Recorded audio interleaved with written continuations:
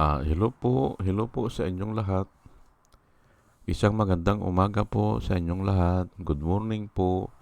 Ngayon po ay City ng Abril 2026 anyo at ang oras po ngayon dito sa Los Angeles, California ay alas 6:39 ng umaga.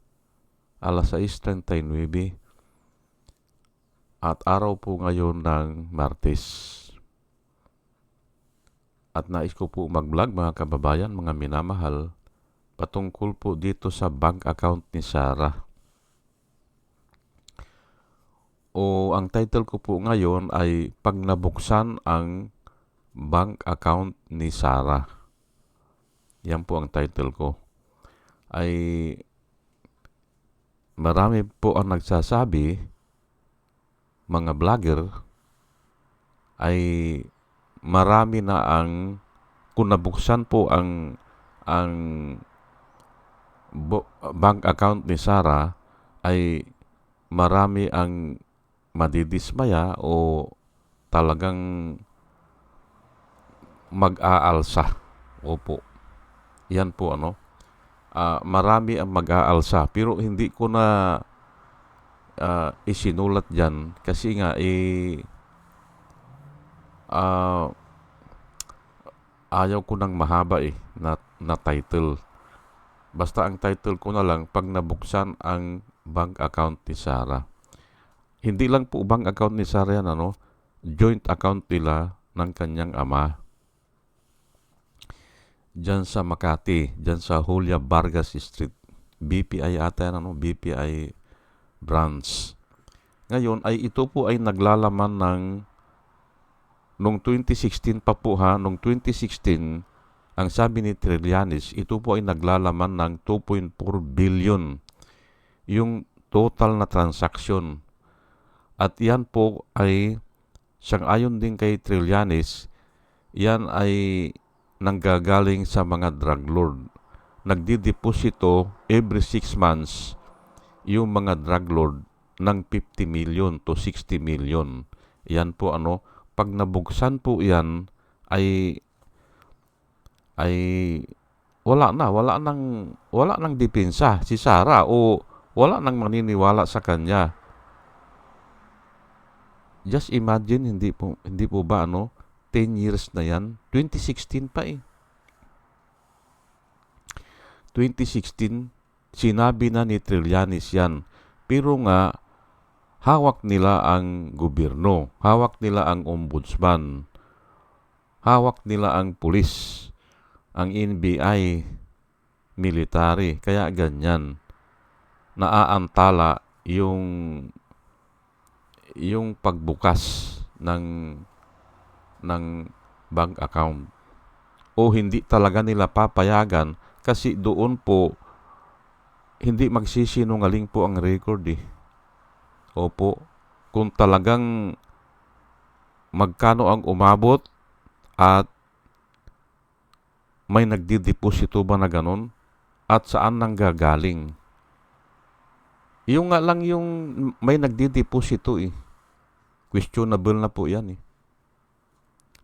kahit na hindi na natin matrace kung sino nagbibigay o saan nanggagaling, ay yun lang 50 million nung 2016 pa yan o before 2016. Ayan po at tiwalang-tiwala si Trillanes na totoo yung nakukuha niya na impormasyon. Ayan po at ito naman sila Sara Duterte o yung mga grupo ng Duterte ayaw namang ilabas. Kaya nga ako, habang tumatagal, mas naniniwala ako kay Trillanes. Patagal ng patagal ay mas naniniwala ako na totoo yun, na hinuhulugan ng mga drug lord yung bank account nila ni Sara Duterte at saka ng kanyang ama. Yan po Ngayon ay yung 10 years, matagal na rin po yan. Yung paghihintay ng mga tao, Hinihintay po kasi ng mga tao inaabangan po yan. At gusto talagang makita o malaman talaga ano yung record.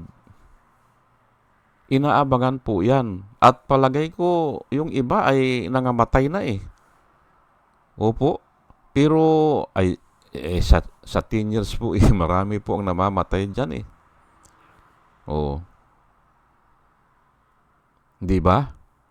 Oh, yun lang tatay at nanay ko magkasunod na namatay after 3 years Oh. Pero age 90 yung nanay ko at saka yung tatay ko age 96. Matatanda na talaga. Oh. Pero magkasunod 3 years lang ang pag-itan. Kaya nga kako yang 10 taon ay malamang marami na ang naghihintay na namatay na. Hindi na nila nakita. Pero talagang ganun po ang buhay hindi ba? Pero yung mga bata-bata pa o mga tao na medyo malulusog ay ito, mahihintay nila yan at yan ang gusto nilang makita. They eagerly wait to look into, hindi ba? Makita nila, hindi ba? Ay bakit ipagkakait yan, hindi ba? Dahil lang sa technicality, hindi ba?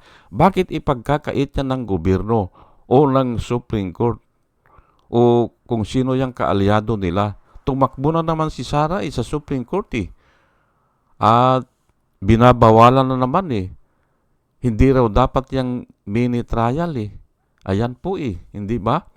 Sila ay nahulog sa kanilang patibong. Yung desisyon ng Korte Suprema po, yung sa unang impeachment, ang sabi ng Korte Suprema, unconstitutional yung ginawa nyo. Sabi doon sa lower house. Kasi hindi nyo binigyan pagkakataon si Sara Duterte na marinig yung kanyang kaso o bigyang pagkakataon na makapagsalita. O ayun, ay di ngayon ay ito na ang ginawa. Kung ano man ang tawag dyan, wala pa kasing nangyari na ganyan Ngayon lang Yung mga dating impeachment, wala namang ganun Kasi nga sole authority ng legislative. Sila lang ang authorized dyan na mag-conduct o mag-decide. Hindi pwedeng makialam dyan ang Supreme Court. Pero nga ay lumagpas nga lumagpas ang aksyon ng overreach nga ang tawag ni Dilema. Overreach, lumagpas sa kanilang tungkulin. Ang tawag ko dyan ay yung overstretch. Parang ahas yan po Parang ahas na lumabas sa longga tapos nag-overstretch siya ay nakita siya ng tao ay tinaga. Hindi ba? Tinataga yung mga ahas ayan po. Yan ang nakikita ko dyan. Nag-overstretch sila pero sila rin ang tinamaan. Sino ang tinamaan dyan? Ay ito nga si Sara. Bubulat-latin na ngayon dyan sa lower house pa lang yung bank account niya. Kasi nga, yun ang sabi yun ang plano nila At yung plano ng masasama, nakasulat po sa Biblia, yung plano ng masasama ay nagiging patibong. Yung table nila, their table become a snare unto them, patibong sa kanila. At ayan na nga. Di ba? Hindi mo kasi pwedeng takasan ang katotohanan Maaring gagawa ka ng paraan katulad ng ganyan. Bakit daw hindi binigyan si Sara ng pagkakataon magpaliwanag? Ayan ngayon. Magpaliwanag siya. Hindi ba? At dapat itong mga abogado ni Sara, huwag dudulog sa Korte Suprema na TRO o paistapin Kasi nga sila ang may gusto niyan eh. Sila ang may gawa niyan. Sila ang nagkuan niyan. Sila ang nagpropose niyan sa Korte Suprema noon. Hindi ba? Yan ang reason nila eh. Yung mga abogado ni Sarah hindi raw nabigyan ng pagkakataon magsalita o mapakinggan ng personal yung kaso. Kaya yun naman ang sinabi o yun ang sinulat ng ni Leonin. Hindi ba? Tama po ang nasa Biblia eh. Their table become a snare unto them. O sa ibang pananalita na tinalakay ko na, yung mga plano ng masasama ay alam ng Diyos yan, they are futile. Futile po yan, walang silbi yan. Tignan mo ngayon, hindi ba? Mas marami ang tao nang naghihintay ngayon na mabuksan na, hindi ba? O makita na yan, yung bank account na yan, para makapagpatuloy na ang mga tao sa mga gawain nila. Ay hinihintay lang yan eh, di ba? Hinihintay na yan eh. Parang yung mga angels po yan eh. Hinihintay na mga angels. Nakasulat po sa Biblia, yung mga angels po, naandyan lang yan eh. Hindi natin nakikita yan eh. Pero hinihintay nila, they eagerly wait. Paano ililigtas ni Kristo ang mga tao? Kasi wala silang tagapagligtas eh. Gusto nilang makita paano yung mga tao ay masave o mailigtas sa impyerno. They eagerly wait. Ang nakasulat po sa Biblia. Yun ang pinakahihintay nila. Hindi nila alam eh. Hindi nila alam yung panukala. Aywan ko, ay tayo, naintindihan natin eh. Kasi nga, binabasa natin eh. Ay sila, ay para bang, lahat po yung angels eh. Lahat eh. Pati yung mga fallen angels eh. Inihintay nila paano isi-save ni Jesus Christ ang sanlibutan. Mayroong ibang nagko-comment na pastor, parang umaangal sila. Kasi wala na silang tagapagligtas pala yan. Yan mga fallen angels. Diretso na sila yan eh. Sa impyerno. Ayan po ay kaya ko nabanggit yan. Dahil nga dito, yung bank account ni Sarah, hinihintay na ng mga tao na mabuksan na. At ayan nga ang magagapanan ng impeachment dyan pa lang sa lower house. Ay kasalanan nila yan, hindi ba? Kasalanan nila yan. Alangan naman nababawiin yon ng Korte Suprema. Ay di mas lalo silang napahiya kung babawiin nila. Kaya nga lang ay yung sinasabi ko po sa inyo na kulang po ang salita eh. At una sa lahat, ngayon lang nangyari yan eh. Kaya hindi alam kung ano ang tawag natin dyan. Pero tinawag ni Congressman Luistro na mini trial. Wala pa nga kasi nangyari na ganyan eh. Ngayon, kini-question na naman nila, ay tika muna, wala namang mini trial na nakasaad sa kwan. Yun ang technicality na naman eh, hindi ba? Wala yan, hindi pwedeng gawin yan kasi wala dun sa kwan eh. Wala nakasulat na kailangan mag-conduct ng mini trial. Wala nga tayong salita na tawag dyan eh. Kung ano ang tawag dyan, kung semi-trial o quasi-trial o mini-trial, wala tayong alam dyan kasi nga wala pa nangyari na ganyan eh. Ngayon lang, nung nagdesisyon ang Korte Suprema na bigyan si Sara Duterte ng pagkakataon magpaliwanag dyan pa lang sa lower house, sa prosecutor's office. Prosecutor's office po kasi yan eh. Kasi nga yung lower house, they will act as a prosecutor. At sasagutan ko pala yung sinabi ni Leonin. Sasagutan ko pero gagawa din ako ng kwan po, ng yung vlog para doon sa sagot ko kay Leonin. Ang sabi ni Leonin, ano ba yung sabi ni Leonin? Yung kay Ombudsman na Remulla, Buing Remulla, ang sinabi niya, maging fair ka, sabi niya. Huwag kang, sinabihan niya si Remulla, Ombudsman Remulla, maging fair. O huwag siyang mag-judge ng hindi patas. Patas daw. Mali po yan. Prosecutor po ito eh. Si Kwan eh. Special prosecutor po yan eh. Si Buing Remulla. Hindi po siya judge. Ang sinabihan po ng judge, ng Panginoon, ay ang mga judges. Kailangang fair. Kaya nga doon nabanggit yung an eye for an eye. Ang sinabihan po dyan ay yung mga leaders na tumatayong judges. Yan po. Hindi po sinabihan sa ordinaryong tao. Lalo na sa prosecutor, hindi po.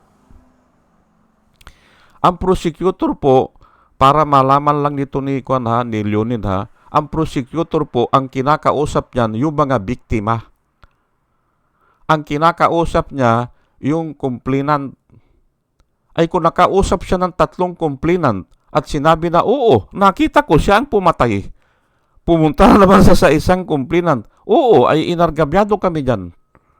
Pumunta na naman siya sa isang complainant. Ay, gago yan, sabi niya. Talagang abusado yan. Ngayon po, ito, pag pinagsama-sama po yan ng prosecutor, ay ang kausap niya, iisa ang sinasabi. Ay, yun na rin ang sasabihin niya. Kaya nga, pwede nang hindi haharap yung mga complainant At ang haharap na lang sa husgado ay yung prosecutor. Paano ka magiging fair dyan na yung salita mo ay yung sinalita ng mga nakausap mo? Pansinin niyo po ang tao. Kung sino ang kausap niyang parati, ganun na rin ang sasabihin niya doon sa sinasabi ng kausap niya parati. Hindi ba?